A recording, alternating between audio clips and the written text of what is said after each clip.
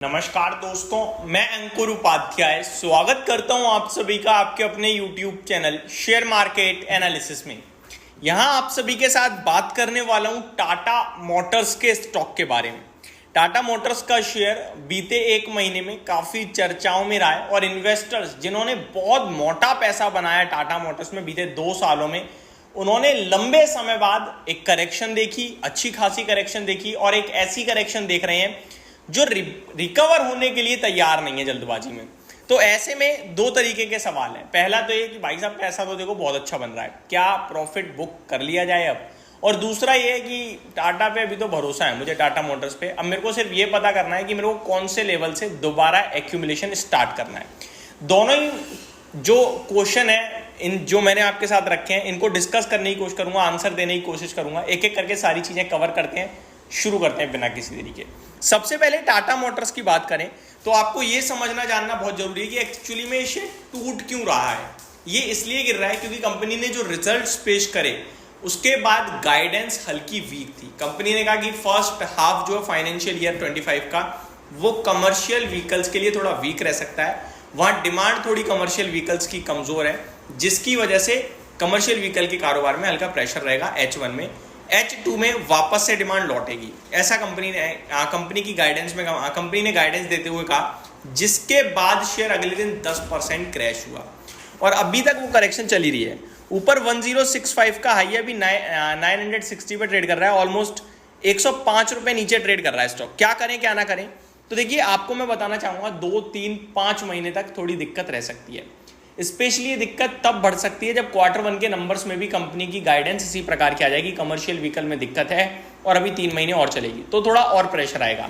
लेकिन अगर कंपनी ने Q1 के नतीजों में कहा कि वापस से डिमांड लौटते हुए दिख रही है, सब कुछ अच्छा दिख रहा है, तो ये शेयर बहुत जल्दी लाइफ हाई लगाएगा। लेकिन मेरा जो व्यू बन रहा है वो ये बन रहा है कि अभी डिमांड नहीं लौटेगी। क्यों नहीं लौटेगी वो समझिए। आपने देखा महिंद्रा एंड महिंद्रा ने 3XO लॉन्च करा, क्या बूम कर दी उसकी मार्केट। आप मारुति ऑलरेडी देख ही रहे हो। और अभी जो वो 4 व्हीलर्स की डिमांड है ना या कमर्शियल की, उसमें थोड़ा सा अगर आप नॉर्मल सर्वे करें तो थोड़ी डिमांड कम हुई है मार्केट में। अगर आपने ऑटो सेल्स नंबर भी देखे हैं ना तो वहां भी हल्की हल्की डिपी आई है, तो डिमांड में थोड़ा प्रेशर बढ़ा है। जो वो एक साथ बूम सा आया था ना ऑटो सेल्स में, वो थोड़ा रुकती हुई दिख रही है मुझे। तो मेरा मानना है कि अभी हो सकता है Q1 में भी थोड़ी वीकनेस आए। अब इस केस में क्या हो सकता है वो समझिए। टाटा मोटर्स में अगर आप लॉन्ग टर्म निवेशक हो, आपका बहुत अच्छा पैसा बन रहा है, तो आपको बने ही रहना है क्योंकि आप हो लॉन्ग टर्म निवेशक। अगर आपने 1 साल 2 साल पहले लिया है 400, 450, 500 पे, आज आपको 950 मिल रहा है और आप कह रहे हो ठीक है मैं सेटिस्फाई हूं, तो आप पूरा तो देखो गलती से भी नहीं बेचना है, क्लियर कट है। आप चाहो तो 40%, चाहो तो 50% प्रॉफिट बुक कर सकते हो, बाकी स्टिल होल्ड करो। और बुक भी इसलिए करना है कि स्टॉक दोबारा 920 to 880 का भाव दिखाए तो मैं वो बुकिंग वाला पैसा दोबारा लगा दूं, क्योंकि इवेंचुअली इस स्टॉक ने 1200 रुपए पहुंचना है। अब क्यों पहुंचना है वो मैं बताता हूं आपको, माफ कीजिएगा।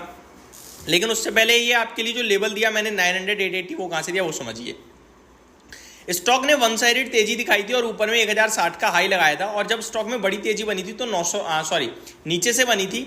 लगभग बनते बनते स्टॉक ने 940 के बाद एक कंसोलिडेशन में वापस से डिप मारी थी, वो 900 तक की आई थी। तो वो लेवल है मेरा कि एक्यूमुलेट करूंगा। स्टॉप लॉस नहीं है कुछ भी, क्योंकि इन्वेस्टमेंट का व्यू है। तो 900 पे और एक्यूमुलेशन का मूड बन रहा है और 900 तक ये स्टॉक आ सकता है।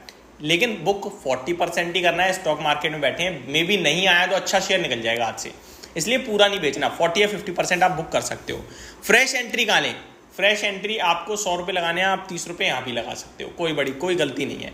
और 900 रुपये पे एडिशनल 30-35 रुपये लगाइए और बचा हुआ जो भी है उसे आप वेट कीजिए जब तक चीज़ें नहीं सुधर जाएंगी। फिर नीचे गिरावट में नहीं, जैसे ही चीज़ें सुधरेंगी आप लगाइएगा, चाहे वो कोई भी भाव हो।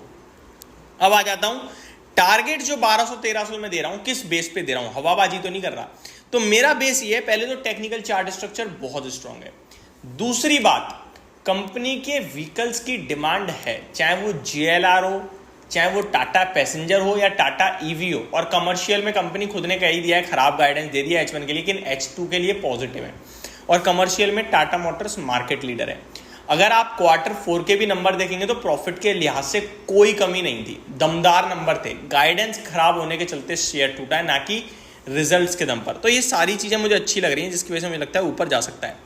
Last but not the least, valuation terms में टाटा मोटर्स आज भी सबसे सस्ता है, चाहे वो मारुति हो चाहे वो महिंद्रा एंड महिंद्रा हो। तो ये एक इसके लिए एडिशनल प्लस पॉइंट है।